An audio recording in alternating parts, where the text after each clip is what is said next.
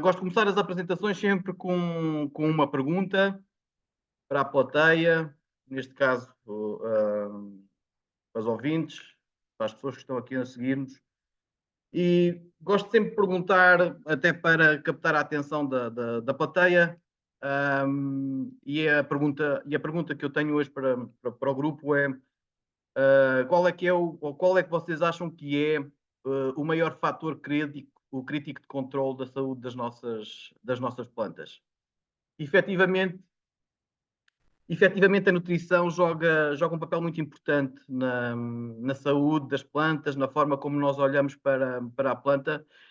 E o laboratório com quem trabalhamos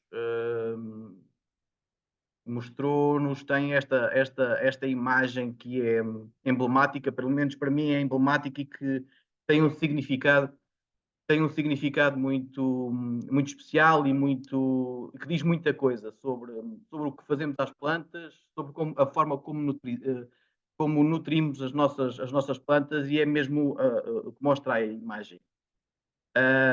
Normalmente não temos muito cuidado com a nutrição das plantas, e quando assim é, quando não damos a nutrição ajustada, adequada, ou abaixo do potencial da própria planta, nós estamos presentes plantas anoréxicas, plantas que não têm vigor, plantas que estão muito abaixo do seu potencial produtivo. Quando nós damos nutrição, damos fertilizantes a mais, as plantas entram naquilo que se chama na obesidade, tal como nós. Não, o facto de estarmos em consumos de luxo acaba por a planta depois também não estar saudável. E o que nós queremos procurar é um bocadinho as plantas atléticas, as plantas saudáveis, e muito da saúde da própria planta. Aquilo que temos visto, até porque temos, de alguma forma, temos medindo a nutrição e aquilo que se faz dentro da nossa planta através das análises de seiva. O que vai influenciar muitas vezes é o equilíbrio que temos dentro da nossa planta, e que muitas vezes não olhamos para ele. E as plantas, como eu costumo dizer, as plantas são como nós. Se nós não tivermos uma alimentação ajustada, equilibrada, se andarmos sempre com as batatas fritas, com as Coca-Colas, se não bebermos água, se não fizermos exercício físico, portanto, a saúde é menor. Vamos mais vezes ao médico, tomamos mais medicamentos, estamos mais fracos e mais sensíveis, e acabamos sempre por transportar isso um bocadinho para as plantas. E, portanto, queria-vos mostrar um bocadinho, neste momento, qual é que é o estado da arte. Pelo menos aqui no Alentejo, notamos muito que existem por assim dizer, quatro estratégias de nutrição neste momento, que nós consideramos que são elas a Chapa 5, a estratégia do Chapa 5, em que é tudo igual, as plantas são todas iguais, e, portanto, estamos a fertilizar de uma forma igual, tanto as zonas mais carecas ou de maior dificuldade, com menor vigor, como as zonas mais fundas, que têm um vigor muito maior. Outra estratégia e das primeiras coisas que nós temos, os primeiros números que nós temos é o número do técnico dos fertilizantes, o número técnico dos produtos dos pesticidas, e muitas vezes é ele que manda na nossa casa em termos de fertilizantes, ou ponha isto, ou ponha aquilo. E, portanto, isso acaba muitas vezes por ser o próprio técnico dos fertilizantes a fazer a própria extensão rural. Não é que esteja mal, mas o interesse é sempre a parte comercial, é sempre em vender. Depois temos a estratégia da nutrição, da floração, porque a produção e a proteção integrada assim o exigem, em termos de fazer uma análise à floração, e após isso nós fazermos uma correção. Mas sentimos que esta análise à floração é um bocadinho é pouco para aquelas necessidades que nós pretendemos e para aquilo que queremos trabalhar em termos de saúde da planta. eu tenho que ter uma análise mais do que se passa dentro da planta, uma análise nutricional mais constante, para perceber como é que devo intervir, onde é que eu devo intervir, quais são os nutrientes que a planta está a precisar e, portanto, colmatar desequilíbrios e voltar novamente a planta ao equilíbrio, porque é isso que nós vamos tentar obter. E depois aqueles que têm estratégia que não fazem o que lhes vai na cabeça. Se o vizinho está a fazer um aminoácido, vai fazer um aminoácido e acaba sempre por estar sempre à deriva. E, portanto, se a nutrição é um fator crítico na saúde das plantas, então temos que saber controlar este processo. De trás para a frente, da frente para trás, temos que o entender e temos que perceber o que é o conceito de saúde da planta. Eu não vou entrar no conceito de saúde só porque estamos só a falar de plantas, mas os dois estão interligados e, portanto, este é um conceito que nós temos que saber o que é.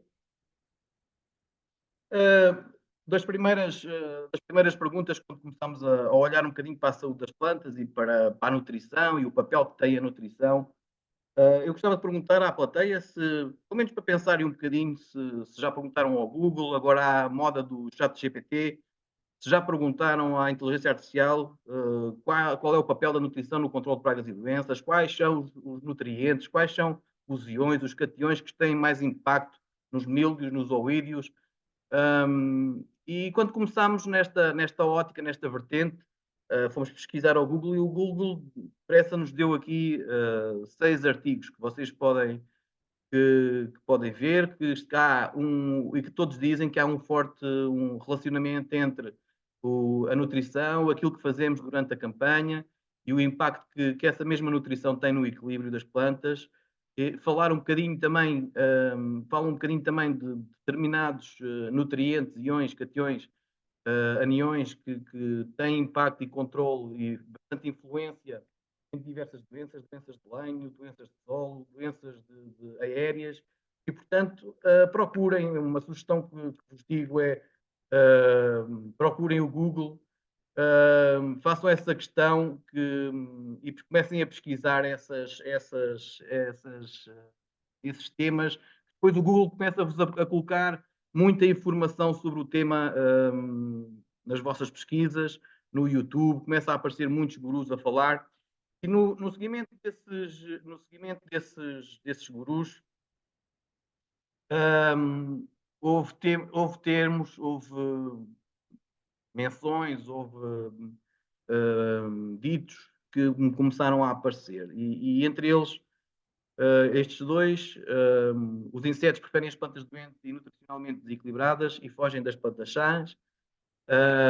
O inseto com um sistema digestivo simples procura a frutose e a glucose, e relembro que a frutose e a glucose são açúcares simples, e não conseguem digerir os açúcares mais complexos. Portanto, já começamos a entrar aqui numa vertente mais de açúcares, de perceber qual é que é os açúcares, quais são os açúcares que temos dentro da planta.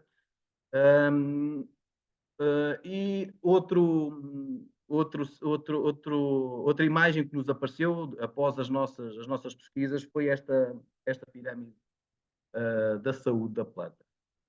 Um bocadinho desmistificando esta pirâmide e dando um bocadinho à explicação, há dois, a pirâmide é do John Kemp, muitos se calhar já conhecem, já ouviram falar, e o que diz a pirâmide é que há duas fases distintas, uma fase que tem um impacto, a nutrição tem forte impacto na fotossíntese e na síntese proteica, e portanto nesta primeira fase, nestes dois primeiros níveis, é a nutrição que vai aumentar a saúde da planta. E depois tem outras duas fases, os níveis 3 e 4, e aqui entra a ação e a simbiose entre a microbiologia de solo, em que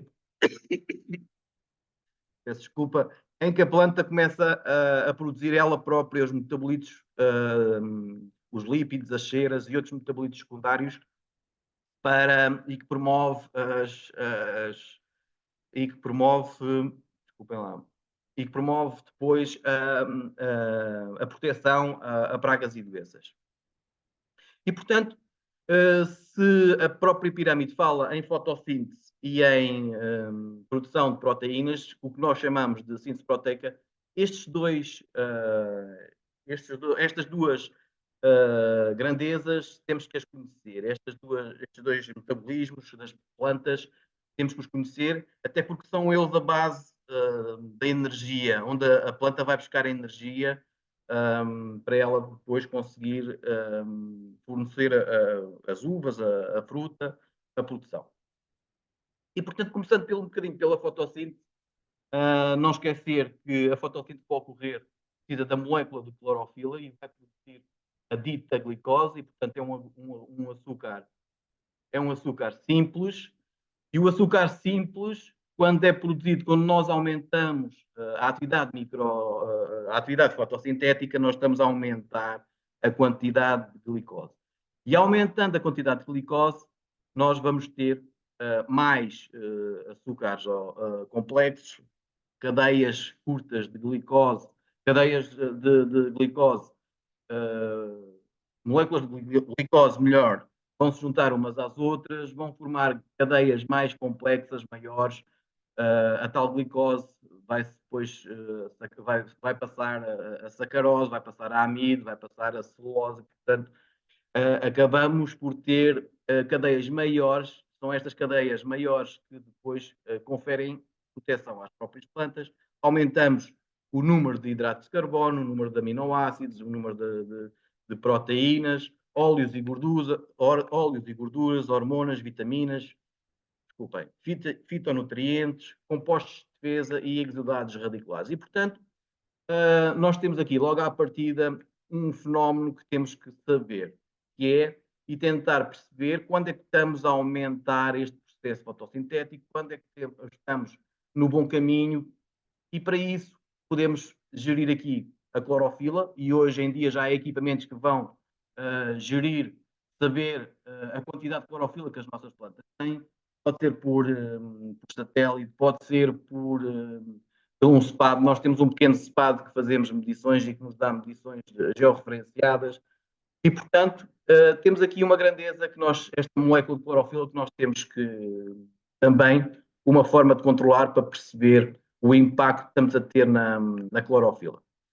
E depois é olhar um bocadinho para os nutrientes, os íons que têm impacto nesta produção. E são eles o azoto, o magnésio, o fósforo, o ferro e o manganês. Estes são os essenciais para que tem que estar em equilíbrio, tem que estar em quantidades ajustadas para que não haja quebra no processo fotossintético e que nós consigamos aumentar a eficiência fotossintética da nossa planta.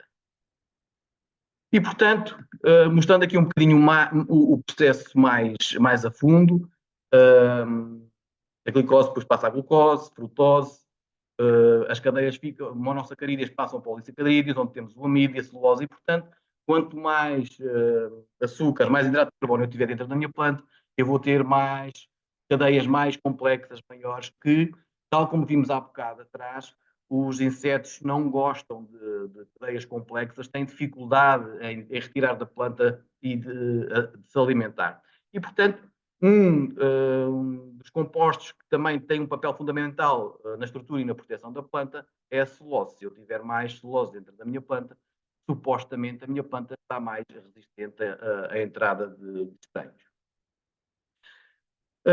O perfil, vamos alterar, com o aumento da fotossíntese, vamos alterar o perfil dos hidratos de carbono. Portanto, se não controlamos a fotossíntese muitas vezes e temos grandes quantidades de monossacarídeos, de açúcares simples, a alteração do perfil passa por isso mesmo, aumentar o número de açúcares, e os açúcares depois vão se ligar e vão formar os polissacarídeos. Aqui o aumento e a transformação e os hidratos de carbono vão promover o perfil e alterar o perfil microbiano. A planta vai começar a libertar exudados radiculares destes hidratos de carbono para a rizosfera e, portanto, é ela própria que vai chamar aquilo que mais lhe interessa em termos de microbiologia. E a partir daqui, quando nós temos espaço, quando nós temos um espaço ocupado, é aquilo que se chama o efeito supressor. Acontece aquilo que se chama o efeito supressor dos patógenos do solo, portanto não há espaço para os patógenos estarem na rizosfera e, portanto, têm pouco espaço, não vão ter espaço para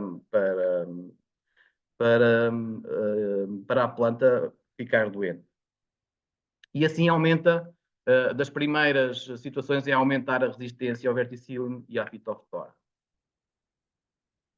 A síntese proteica, falar um bocadinho da síntese proteica, que é a precisar do açúcar que vem da fotossíntese, que vai entrar na transformação do amónio em aminoácidos, mas começando o processo, a planta pode retirar do solo em forma de nitrato ou em forma de amónio.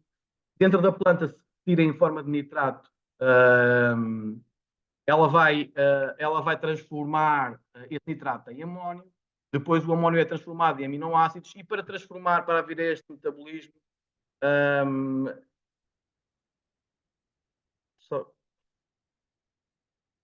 para transformar este metabolismo, ela vai precisar de enxofre, de ferro e de molibdênio, pelo menos para transformar nitratos em amónio, vai precisar de manganês e magnésio para transformar o amónio em aminoácidos, e, portanto, quando começa a formar aminoácidos, os primeiros aminoácidos que começa a formar são a glutamina e o glutamato, e lá está, quanto mais aminoácidos eu vou ter, vai haver, maiores ligações de aminoácidos vai haver cadeias de proteínas, mais enzimas vai haver, e, portanto, as enzimas vão quebrar as ligações dos açúcares mais complexos formados pela fotossíntese e aqui começa a criar uma cadeia de lípidos, começam a formar-se os lípidos, que depois também, em termos de folha, nos vão permitir alcançar proteção através das gorduras. A folha começa a ficar com estas gorduras e acaba por ficar mais protegida dos patógenos do ar. As proteínas vão formar a fenilalanina e depois o famoso ácido acilacílico vai ser formado e, portanto, sempre que eu tenho mais aminoácidos, mais proteínas, eu vou ter mais quantidade de lípidos, mais quantidade de ácidos salicílicos. E, portanto, começamos a ter outro perfil de proteínas, outro perfil de aminoácidos e não nos podemos esquecer que as proteínas são o resultado combinado de 20 aminoácidos. E normalmente nós não temos, normalmente não há o cuidado de escolher os aminoácidos quando há uma aplicação de aminoácidos, mas temos que começar a ter cuidado com a escolha dos aminoácidos. Porquê? Porque cada aminoácido vai ter o seu impacto em determinados metabolismos. Estes aminoácidos, a metionina, a valerina, a aspargina, a metionina, a trionina e a lisina têm impacto sobre a síntese proteica, a prolina, o triptofano, a histidina, a tirosina e a arginina têm impacto sobre a resistência da própria planta, a isoleucina, a leucina e a alanina têm impacto sobre metabolismos energéticos e de crescimento, e a glicina, a leucina e o ácido glutâmico têm impacto sobre a fotossíntese. Portanto, quando estamos a aplicar determinadas quantidades ou vamos aplicar aminoácidos, temos que ter atenção, ou pelo menos devemos olhar para a bateria de aminoácidos que tem o produto e perceber onde é que eu vou atuar. Não tem lógica se eu quero induzir a resistência da própria planta, e muitas vezes as empresas referenciam que o produto X ou Y tem efeito sobre a resistência da própria planta, é porque possivelmente esse produto tem um destes 5 aminoácidos. E, portanto, o que eu queria dizer é não faz sentido, se eu quero síntese proteica, se eu quero trabalhar a síntese proteica, se eu tenho muito nitrato dentro da minha planta, se eu tenho muito amónio dentro da minha planta, eu terei que aplicar, para acelerar esse processo de transformação, terei que aplicar um destes 6 aminoácidos. E, portanto, ter atenção aos aminoácidos que estamos a colocar e ajustar os aminoácidos àquilo que se pretende e àquilo que se quer. E então passamos à terceira fase, ao terceiro nível daquela pirâmide da saúde da planta, que é basicamente o aumento da síntese lipídica, que é o aumento dos lípidos, o aumento das ceras, o aumento daquela camada protetora que as plantas começam a ter. E aqui o perfil microbiano do próprio solo, a atividade microbiana, a indução que nós possamos fazer, a estimulação da microbiologia do solo que nós possamos fazer, vai ter um forte impacto. Porque essa população microbiana vai libertar metabolitos microbianos para a própria planta e que aumentam as reservas de açúcar, porque a planta não precisa de gastar tanta energia para retirar e para transformar os amónios e os nitratos em amónio e o amónio em aminoácidos, e portanto são compostos muito mais simples, que não requerem tanta energia, e acaba por formar e aumentar os lípidos que depois são armazenados. E um dos locais de armazenamento é as folhas, e por isso é que se diz que as folhas começam a ficar com uma camada de proteção, uma cera protetora, que vai reduzir o risco de entrada de fungos aéreos.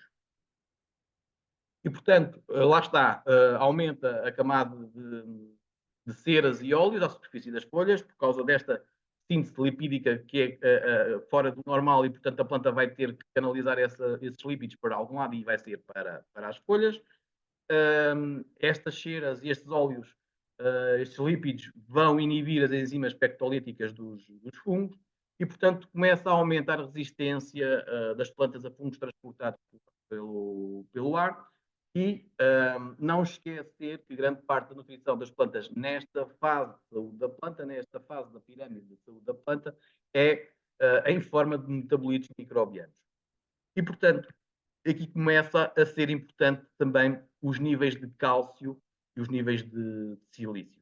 E aqui temos que olhar também para o cálcio e o silício, e o cálcio e o silício entram de uma forma gradual, são pouco móveis e entram de uma forma gradual, e, portanto, se para a semana vamos ter uma indicação de muito calor, de problemas de escaldão, o cálcio e o silício já deverão estar dentro da planta, e, como tal, aplicações de véspera vão ter pouco impacto depois nestes níveis de cálcio e silício. E depois passamos para a ponta, para o nível 4 da saúde da planta, que é quando a planta começa a sintetizar ela própria os metabolitos secundários, e esses metabolitos secundários são os terpenos, os compostos fenólicos e os compostos nitrogenados, e, portanto, aqui já estamos a falar que é o perfil microbiano do solo, tudo aquilo que nós passamos ao solo, a estimulação que a gente possa fazer, o coberto vegetal que a gente possa ter na nossa parcela, tem forte impacto depois na atividade microbiológica e tem forte impacto depois nesta síntese de metabolitos, e porque é a própria microbiologia que vai entrar como fornecedor de nutrientes para a própria planta, e aqui entramos nos afamados sistemas imunológicos das plantas, que é o SAR e o ISR. O SAR é a resistência sistémica assistida, e, portanto, como é que isto funciona? Normalmente há uma infecção de um patógeno, o que vai acontecer é haver um sinal, a planta vai emitir um sinal, o ácido salicílico vai emitir um sinal através dos seus compostos voláteis, e vai avisar outras plantas que estão contíguas, e, portanto, vai aumentar tanto a resistência da planta vizinha como a sua própria resistência. E, portanto, aqui o ácido salicílico e o salicilato de metil são muito importantes para introduzir esta resistência sistémica assistida. O ISR é a resistência sistémica induzida, portanto, é induzida pela própria planta. A microbiologia vai ela mesma fazer a promoção dos ácidos jasmónicos e do próprio etileno, que vai caracterizar e vai aumentar e preparar a planta ela própria para o problema da doença. Então, como é que podemos controlar a nutrição? Claro está que uma análise a controlar a nutrição durante um ano, uma campanha, e se nós queremos controlar a fotossíntese, queremos controlar estes metabolismos, não é suficiente, e então acabamos por olhar um bocadinho para a análise de seiva e fomos à procura de uma análise que nos garantisse uma fotografia ao longo da campanha várias vezes durante essa campanha. E, portanto, a análise de seiva não é mais do que uma fotografia do estado nutricional em vários momentos ao longo da campanha. E a diferença para a análise normal à floração é que a análise à floração é um histórico de acumulação de determinados nutrientes. E esta análise de seiva não é principalmente o que é que a planta, naquele momento da recolha, tem em determinados compostos, em determinados cations, aniões, e, portanto, é a fotografia do momento. E, como tal, nós costumamos dizer, a análise de seiva mais importante é sempre aquela que nos dá uma dinâmica. É sempre a anterior e a próxima que nós possamos fazer. Porquê? Por isso mesmo, porque conseguimos perceber ao longo da campanha uma dinâmica de um nitrato, de um amónio, dos açúcares, que são parâmetros que nós vamos ter ao longo da campanha e vamos perceber onde devemos atuar e como devemos atuar. E, portanto, isso logo à partida vai nos poupar muito dinheiro em termos de nutrição para quem quer saber o que é que se passa dentro da planta e ajustar a sua própria nutrição àquilo que se está a passar. Esmiuçando um bocadinho aqui a análise. O que é a análise? O boletim da análise tem vários indicadores, que nós chamamos os indicadores gerais, em que temos os açúcares e que vêm da fotossíntese, que são um bom indicador para controle da nossa fotossíntese. Quanto mais açúcares, como vimos, maior eficiência fotossintética, ou pelo menos é isso que se espera. O pH da própria seiva, a condutividade elétrica e estamos a falar de energia que está a circular na própria seiva. Quanto mais iões, quanto mais cations, aniões houver a circular, maior será esta condutividade elétrica. E o facto desta condutividade elétrica pode ser indicadora de problemas. E porquê? Porque se eu estiver à condutividade elétrica boa e à condutividade elétrica má, quando o aumento da condutividade elétrica é promovido por sódios e por cloretos, por cloros, a condutividade elétrica pode ser má, pode indicar problemas de stress de sódio e stress de cloretos dentro da planta e, portanto, a planta vai ter um impacto o impacto desses iões que estão a mais e que impactam negativamente a condutividade elétrica. Depois temos uma área de cations, dos positivos, dos iões positivos, que é o potássio, o cálcio, a relação potássio-cálcio que nos vai dizer em termos de calibre e de firmeza da própria fruta, o magnésio e o sódio, com as cargas positivas, os azotos, que são muito importantes depois, a vermelho, temos aqui a vermelho, que são muito importantes para depois avaliarmos o tal metabolismo que também temos que saber de trás para a frente, que é a síntese proteica, que eu tenho vários tipos de azotos e, portanto, depressa consigo apanhar a síntese proteica ou os azotos orgânicos que eu tenho dentro da planta, em que tenho amónio, nitrato, o N é a molécula de N sem o oxigênio, e, portanto, é um indicador de muita sensibilidade. Este N-nitrate é só a molécula de N.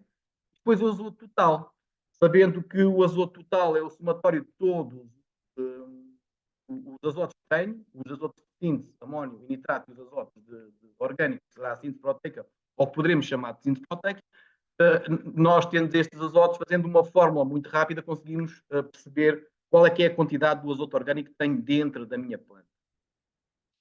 Outra Outro indicador que temos, outras análises que temos, é os aniões que estão a circular também dentro da planta, o cloro, o enxofre e o fósforo, e depois uma bateria de micronutrientes que muitas vezes nós nos esquecemos dele, mas eles são muito importantes depois para suportar todos os metabolismos importantes, como a fotossíntese, como a síntese proteica e outros metabolismos. E normalmente o que temos apanhado muito é nós esquecemos muito os micronutrientes. Os micronutrientes são tão ou mais importantes que os macros. Os macros são parte integrante dos grandes metabolismos, mas os micros são constituintes das enzimas, de determinados cofatores que depois têm impacto na rapidez e na transformação de determinados metabolismos. E depois, entretanto, temos aqui a mobilidade dentro da planta. Há íons que são mais móveis do que outros. O fósforo, o azoto, o potássio, o magnésio são muito móveis dentro da planta. E quando nós tiramos uma amostra de seiva, estamos a tirar folhas da base, folhas mais velhas, aquelas que já estão a sintetizar açúcares, aquelas que já estão a fotossintetizar, e temos aquelas que estão a consumir açúcares que são novas, que não têm capacidade fotossintética, e, portanto, os cálcios, os enxofres, os ferros demoram muito mais tempo a lá chegar, e, portanto, quando aparecem as carências destes menos móveis, as carências aparecem sempre nos ápices do pâmpano, quando nos mais móveis as carências aparecem sempre na base, porque aparecem sempre as carências na base das folhas mais velhas, porque como são muito móveis, vão ser chamados a ir para o ápice e o seu nível nas folhas mais velhas vai diminuir e acaba por aparecer os primeiros sintomas de carência nas folhas mais da base. Portanto, temos aqui uma relação source-sink que é muito importante também para percebermos consumos de luxo e para percebermos deficiências da própria planta. Lá está, déficit e consumo de luxo. Quando temos consumos de luxo, temos as folhas mais velhas, que é o verde mais carregado, está com maior quantidade e, portanto, há maior quantidade de magnésio, neste caso magnésio. Portanto, como se olhássemos para o armazém, consegue fornecer depois aqui a montra, como se fosse uma loja, e, portanto, compensa das folhas mais velhas para as folhas mais novas, e quando temos uma porcentagem superior a 20%, é sinal que aplicamos neste caso, magnésio a mais, ou a planta retira o magnésio a mais e, portanto, estamos em consumo, a própria planta está em consumo de luxo.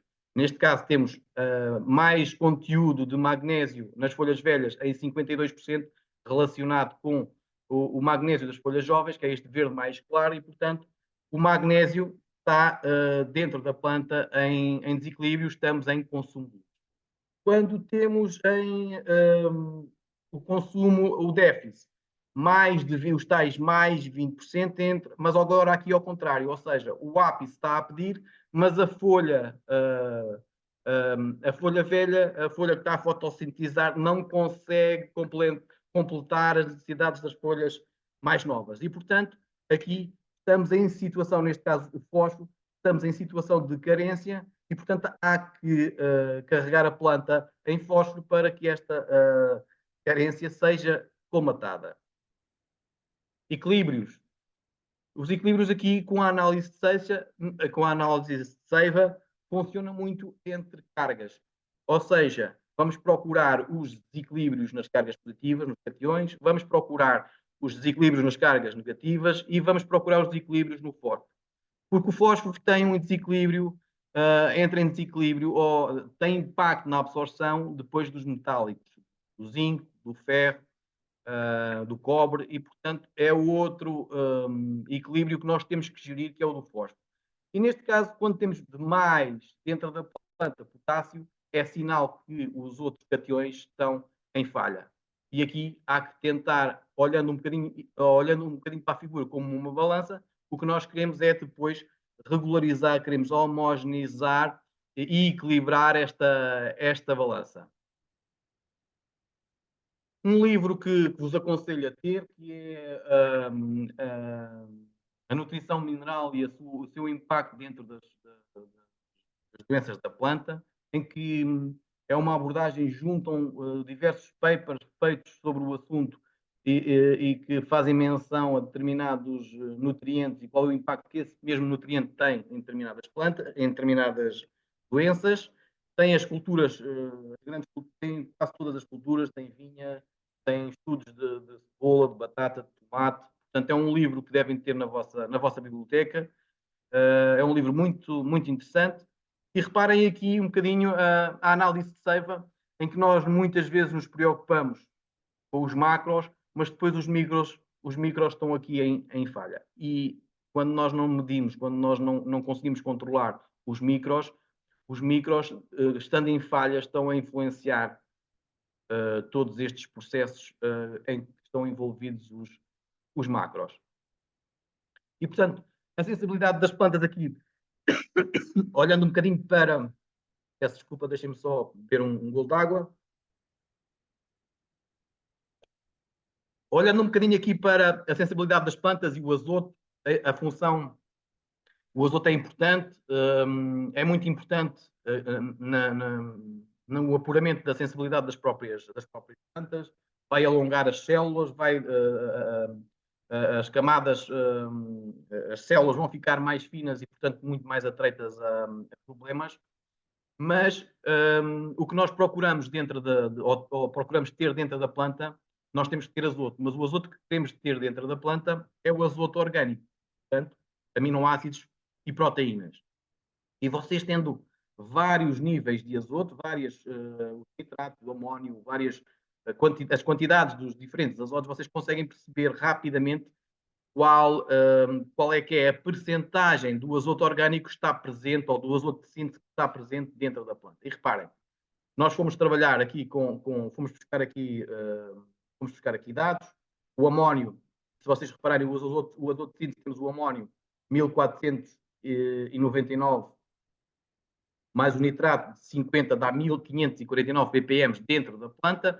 Quando eu tenho um azoto total nos 2600, o que me vai indicar que é o azoto de síntese dentro da planta, portanto, a quantidade de amónio, a quantidade de nitrato dentro da planta, bate os 59%. E, portanto, isto é um indicador de sensibilidade. Acima dos 20%, eu vou ter problemas. Este está a 59%, portanto, seguramente que problemas de ácaros, problemas de cicadela, ela vai aparecer porque os azotos dentro da planta estão completamente desequilibrados. E agora reparem, o nível do molibdênio, e o molibdênio, como vimos, tinha impacto na síntese proteica, tinha impacto na transformação dos azotos de síntese e, portanto, é um sinal logo aqui à partida que a intervenção terá que ser a aportar à planta o molibdênio. Este é um exemplo. Desculpem. Outro exemplo da mesma tem a fórmula de absorção das próprias plantas e a transformação que nós queremos e, portanto, queremos os aminoácidos e as proteínas dentro da nossa planta. Não queremos o nitrato nem o amónio. E reparem, eu quando tenho uma relação do azoto de síntese em 12%, eu estou tranquilo em termos de pragas e doenças, pragas, principalmente pragas, mas quando tenho já acima dos 20% e o azoto livre, e aqui temos o azoto livre, aqui este indicador é logo de alarmar, porque este indicador, a planta está muito mais sensível, e este indicador é muito mais sensível à sensibilidade, indica-nos muito mais sensibilidade do que muitas vezes este. Mas quando nós temos mais de 20% aqui, este também está mais alto. E neste caso o que nós queremos aqui é sempre em vestígios, e aqui já temos 8 e 9 ppm, 8 nas folhas jovens, 9 nas folhas maduras. E, portanto, a fotossíntese e a síntese proteica, como falámos ao início, têm que ser dominadas, têm que saber de trás para a frente. E, portanto, logo à partida, a própria análise de seiva vai nos indicar os açúcares, que nós temos a circular dentro da planta, e, portanto, nós temos uma indicação dos 3%, já é indicador de uma boa presença de polissacarídeos, portanto, açúcares de cadeia mais complexa, e se colocarmos isto num Power BI ou se colocarmos isto num Excel, eu consigo perceber a dinâmica que tenho ao longo do tempo, consigo perceber o intra e o interanual e perceber como é que como é que se está a comportar a minha vinha ou a minha cultura em termos de açúcares. E os açúcares, recordo, são resultado da fotossíntese. E este é o indicador que normalmente nós temos que sempre olhar para ele. Lá está, a condutividade elétrica pode ser boa ou má, é boa quando ela é induzida por íons que não o sódio e o cloreto, pode ser má quando temos níveis de sódio ou a relação do sódio dentro da condutividade elétrica, ou o impacto do sódio e do cloro dentro da condutividade elétrica é superior a 10 no sódio e a 5 no cloreto. E, portanto, aqui logo à partida, conseguimos perceber se eu tenho uma quantidade elétrica alta, se tenho muitos íons a circular, se eles são bons ou não para a planta, e, portanto, quanto mais íons bons eu tiver a circular, maior energia, maior quantidade elétrica, mais saúde eu vou ter. Mas se pelo contrário, se o impacto da quantidade elétrica for maioritariamente pelo sódio ou pelo cloreto, eu vou ter problemas. O cálcio e o silício, a evolução ao longo da campanha, a evolução ao longo dos anos do cálcio e silício. E é engraçado que o cálcio e o silício parecem antagónicos, ou seja, eu quando tenho mais cálcio tenho menos silício, quando tenho mais silício tenho menos cálcio. E, portanto, isto indica-nos que nós temos que ter uma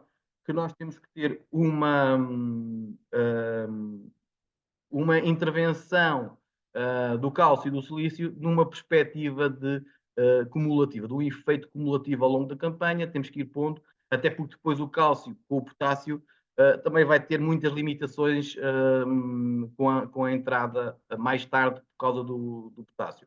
E, portanto, vejam, quando nós temos os indicadores, quando nós temos um gráfico que nos indica em que estado está o cálcio e o silício, nós conseguimos perceber, quando temos uma perspectiva de escaldão ou uma perspectiva de onda de calor, conseguimos perceber se o cálcio ou o silício estão fora ou estão capazes de proteger a minha planta.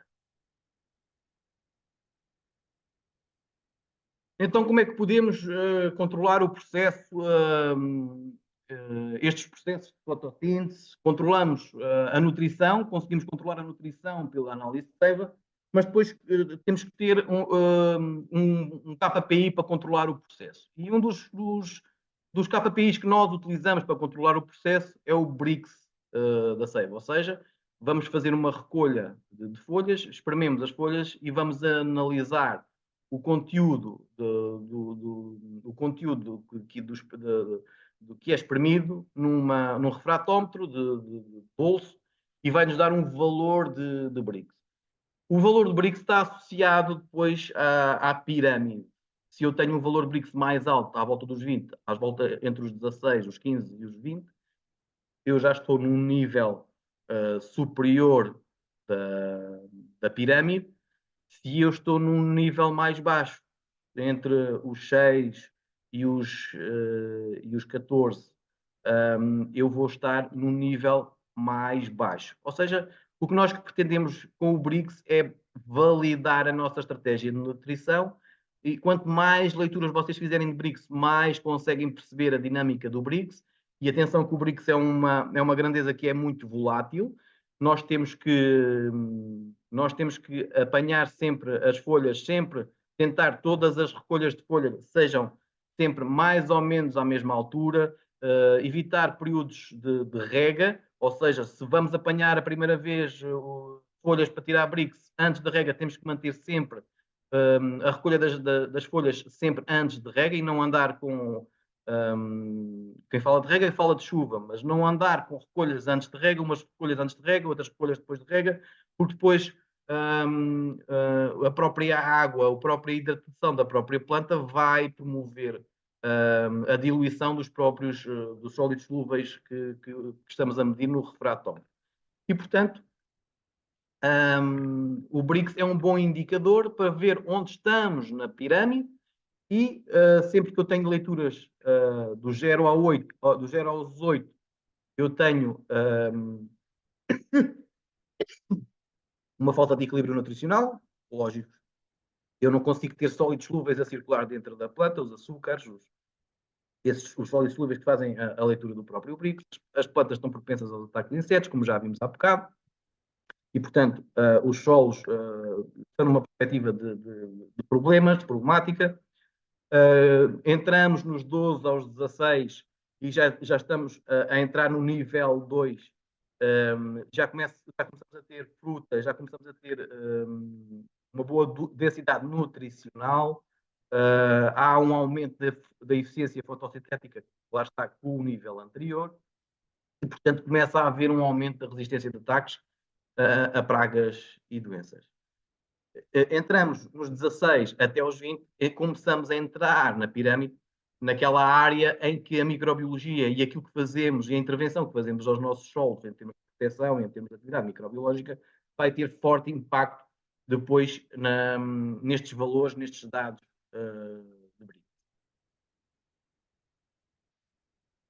Aqui temos um tal SPAD que nos vai fazendo umas medições contínuas ao longo da campanha e consigo perceber o impacto da minha nutrição antes e depois se tiverem o equipamento, conseguem tirar uma leitura antes, outra leitura depois e conseguem perceber o impacto da nutrição que vocês fizeram dentro da clorofila e, portanto, conseguem perceber quais são os produtos que têm maior impacto ou não dentro da planta e que vos podem ajudar a aumentar a eficiência fotossintética da vossa planta. E depois olhamos muito para a nutrição foliar, o que queremos e porque queremos aumentar o potencial fotossintético, aumentar a eficiência fotossintética, e por isso estamos a tirar várias análises ao longo do ano, e olhamos muito para a foliar, porque a planta tem tendência logo a absorver pelas folhas, e portanto o impacto é muito mais rápido e apresenta também maior eficiência, porque há muitos nutrientes no solo, a princípio, que não são absorvidos, porque ficam agarrados à solução de solo e não conseguem ser absorvidos e retirados do solo pela planta. Lá está, contornar bloqueios na absorção. É muito mais rápido a partir do momento em que nós temos uma análise de seiva, conseguimos atuar muito mais rápido na correção das deficiências nutricionais e se estamos a querer ter impacto na fotossíntese, na síntese proteica, esta rapidez é essencial. E rápidos alívios de stresses bióticos e abióticos através, por exemplo, da aplicação de algas, de aminoácidos, que vão ter impacto depois rapidamente nestes stresses bióticos e abióticos das plantas. Como é que nós estamos a proceder em termos de recolhas? O que estamos a aconselhar são 5 eventos de recolha por ano. Não queremos muito mais porque queremos ter a certeza que retiramos todas as amostras por ano e, portanto, estamos a recolher na pré-floração, fazemos 2 recolhas em que um dos sacos é o saco, um dos sacos é o saco que vem com a pós-colheita, em que na pós-colheita só tiro um saco e, portanto, tenho uma logo ao princípio, porque são folhas novas, são folhas mais pequeninas e vou ter logo uma primeira indicação de como está a minha planta. Tiro uma pré-floração com os cachos, as amostras, baco de chumbo, fecho do cacho, pintor e pós-colheita. E, portanto, temos durante o ano, recolhemos temos 5 eventos de recolha, em que cada evento vai ter 2 sacos de recolha em que vamos retirar folhas novas, que são aquelas que estão a consumir, que não são produtoras de açúcar ainda, e folhas velhas que já são produtoras de fotoassimilados e que já conseguem suportar, já conseguem produzir açúcares. O que totaliza um total de 10 sacos por ano, em que um dos sacos, como vos disse, um dos sacos de pós-colheita vem para a primeira colheita de pré-floração de 2, e, portanto, a quantidade são sempre sacos cheios, tanto o saco de folhas novas como o saco de folhas velhas. a responsabilidade, porque é o produtor, e de alguma forma para amortizar custos de transporte, a recolha fica sempre da responsabilidade do produtor, portanto o produtor faz a recolha nestas fases com o procedimento que nós partilhamos, e é ele que envia para o laboratório, que nós damos a morada do laboratório. Normalmente nós estamos a enviar e o custo dos 2 sacos fica a 8 euros. Portanto, em 5 envios não é crítico. E os resultados, temos os resultados no nosso e-mail em 15 dias, que depois partilhamos com a produção. Devemos garantir sempre as recolhas às primeiras horas da manhã e o número de pontos de amostragem é ajustado ao produtor. Se bem que eu gosto muito de que as coisas funcionem e, portanto, o que aconselho para quem quer começar, pelo menos um ponto de amostragem para começar a ganhar calo com a ferramenta, para começar a garantir estas recolhas nestas datas, porque depois temos muitas tarefas e acabamos por abandonar a recolha e normalmente nós aconselhamos o primeiro ano, o segundo ano, menos pontos de amostragem e depois é o próprio produtor que quer aumentar a sua rede de amostragem.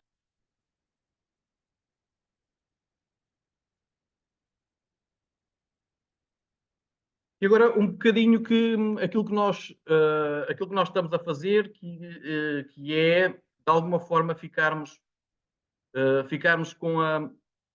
Não sei se estão a ver a partilha.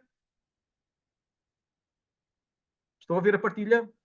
Estamos. Ok, obrigado. Obrigado pelo feedback.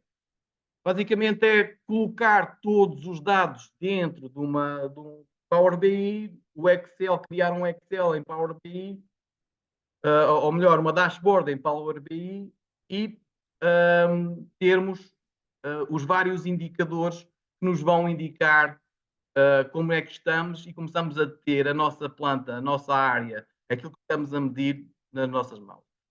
Eu vou-vos dar aqui alguns exemplos, nomeadamente a evolução da síntese proteica ao longo dos anos. Se eu quiser só no ano, por exemplo, 2022, ele automaticamente vai-me alterar, vai mostrar como evoluiu a síntese proteica neste ano, 2022, qual foi o valor médio de sensibilidade geral neste período, a sensibilidade aos ácaros, a sensibilidade à cicadela. Pedro, desculpa, não estamos a ver. Não?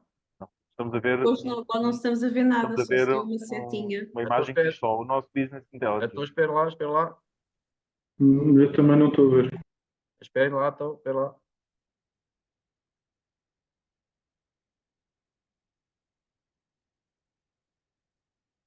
E agora? Já está. Ok? Ok. Pronto. O que nós temos aqui é juntar toda a informação de um Excel e colocá-lo num software de Business Intelligence, o Power BI, em que nos vai indicar a evolução, neste caso, que é na página de abertura, que nos vai indicar alguns indicadores que nós consideramos chave ao longo do período de análise, em que se eu quiser ir só para um determinado ano, eu consigo perceber como é que foi, por exemplo, neste caso, a evolução da síntese proteica ao longo da minha campanha, como é que esteve a sensibilidade geral, e a sensibilidade é da planta completa, depois há a sensibilidade que nós apanhamos em termos de ácaros e em termos de cicadela, porque os ácaros normalmente atacam as folhas mais velhas e as cicadelas atacam primeiramente os ápices e, portanto, têm níveis de sensibilidade diferentes. A formação dos açúcares, como é que ocorreu este ano de 2022, como é que eu estive em 2022, como é que eu estive, por exemplo, em 2023, como é que eu estive em 2021. Portanto, fazer uma média do que ocorreu ao longo do período, numa determinada casta, noutra determinada casta, e, portanto, termos um bocadinho a nossa nutrição na nossa mão. A gestão dos azotos, a evolução dos azotos, a síntese proteica, os micros que têm impacto na transformação do amónio, os micros que têm impacto, a evolução dos micros que têm impacto na evolução do nitrato, a evolução dos azotos orgânicos e dos azotos de síntese ao longo da campanha, por ano, diversos anos, todos os anos. E, portanto, sensibilidade, a sensibilidade que nós já vimos atrás, como é que andamos, me indica, eu quando tenho mais de 5 tenho que me preocupar, ou devo-me preocupar, a sensibilidade aos ácaros, como é que ocorreu, como é que é a média geral de todos os anos, em 2022, em 2021, o stress ao sódio, qual é que é a percentagem de sódio que está dentro da quantidade elétrica, do cloreto. Normalmente estes dois indicadores são muito importantes para quem carrega na nutrição ou na fertilização com sais, ou em regime, por exemplo, de camalhão, ou em vinhas de sequeiro ou em culturas de sequeiro, porque no final da campanha este indicador é muito elevado. A evolução do cálcio e do silício que nos permite perceber onde é que estamos e que nível é que estamos de cálcio e do silício. Portanto, temos uma série de indicadores que nos vão indicar alguns indicadores, alguns KPIs que depois são um trigger para se atuar. Vou interromper o compartilhamento.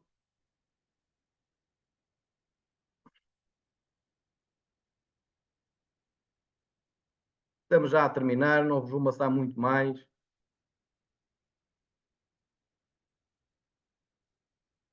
E agora, apoio e dúvidas. Vamos ter um grupo do WhatsApp para quem quiser investir na ferramenta. Só fica disponível, lá está, para quem avançar com o investimento na análise Seiva. Se quiserem, podem já, se tiverem interesse, podem já carregar para dentro do grupo. Depois podem desistir, porque nós vamos dar o acesso durante uma semana para tomarem a decisão. Investimento nas análises por campanha, temos um investimento normal feito pelo laboratório em que as análises de Seiva, se forem diretamente ao laboratório, cada saco, se são 10 sacos por ano, fica-vos a 305 euros. A oferta especial por este webinar e por estarem aqui a perderem tempo em me ouvir, e até 8 de março, temos uma oportunidade de 197 euros e, portanto, há um índice de poupança de 35%.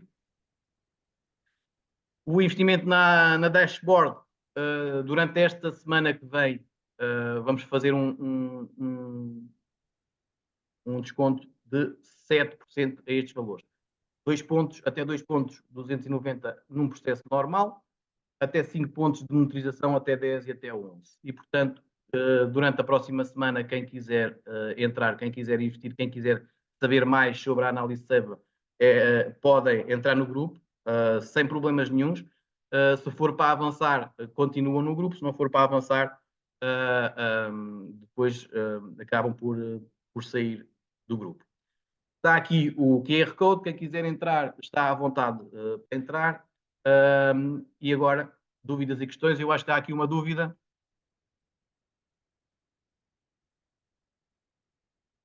Filipe, estás por aí? Sim. Não sei se tens acompanhado as dúvidas, acho que alguém pôs já dúvidas. Sim, o Duarte Pires tinha a mão levantada, deve ter alguma questão? Duarte? Já não está?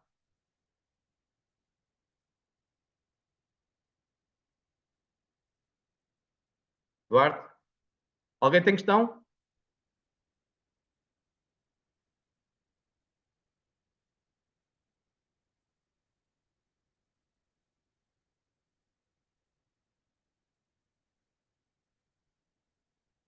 Questões?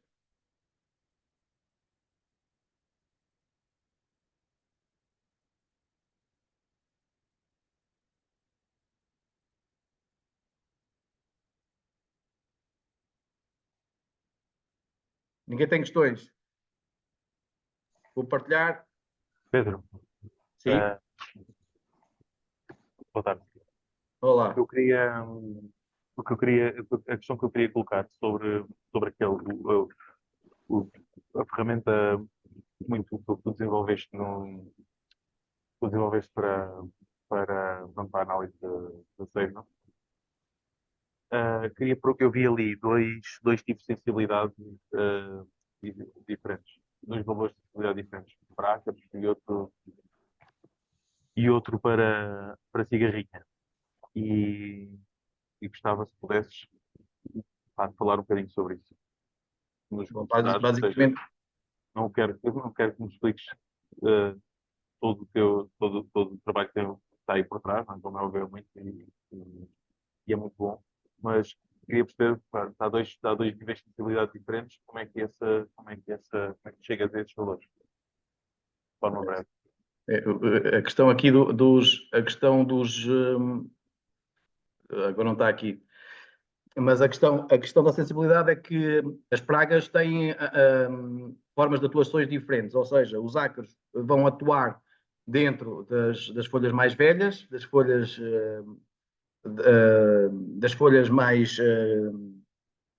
mais velhas, vá, digamos assim, e a cicatela, a primeira coisa que aparece é nos ápices, e portanto o que nós fomos levantar foi a sensibilidade dentro das folhas mais velhas e a sensibilidade dentro das folhas mais novas, e repartimos esses dois tipos de sensibilidade porque os azotos dentro das folhas mais novas ou dentro das folhas mais velhas são diferentes, e portanto temos um processo de afinação, de sensibilidade diferente, tanto para folhas mais novas, e olhamos para a cicadela para as folhas mais novas, como olhamos para os ácaros para as folhas mais velhas, e o processo de sensibilidade acaba por ser idêntico, mas como o foco da praga é diferente, estamos a olhar de forma diferente para as sensibilidades nas folhas mais novas e nas folhas mais velhas. Está Não sei se entendido. respondi. Está entendido, obrigado. Duarte Pires, mão no ar.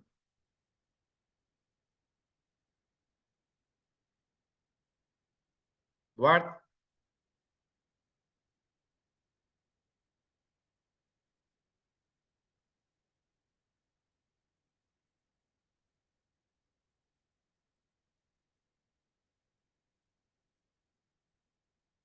Duarte?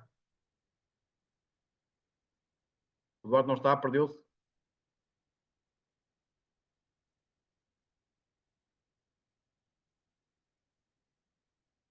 Mais dúvidas?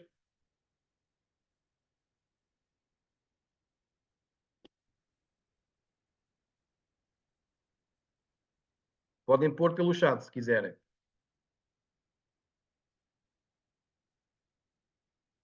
Bom, se não há mais dúvidas, estamos disponíveis. Vocês possivelmente têm o meu contacto, têm os meus e-mails, têm os nossos e-mails. Vamos terminar a sessão. Renato Neves. Desculpa, só mais uma questão. Vou perguntar também. A questão da plataforma. Em relação à introdução dos dados, essa introdução é feita, ou seja, como é que os dados são, como é que a plataforma é alimentada? A plataforma vai ser alimentada através neste momento, de forma manual. No futuro queremos disponibilizar um site, mas terá sempre, depois através da APIs, que vai buscar dados ao próprio laboratório, que eles têm essa possibilidade de enviar dados em Excel e conseguimos ir buscar dados e ir beber dados lá fora, a uma entidade externa. Mas isso é mais à frente, quando tivermos o site operacional, ok? Nós já temos o domínio criado, e portanto muito em breve será para pôr a plataforma disponível dentro de um site em vez de Power BI. O que acontece neste momento é que introduzimos, ou seja, recebemos os boletins em PDF e, Eu- e A introduzimos. introdução é nossa, nós disponibilizamos depois Ok. a introdução é nossa. Não, porque o domínio nem todos têm o mesmo domínio de Power BI, portanto a introdução é nossa, ok? Não, vamos facilitar, não vamos complicar. Ok. Perfeito.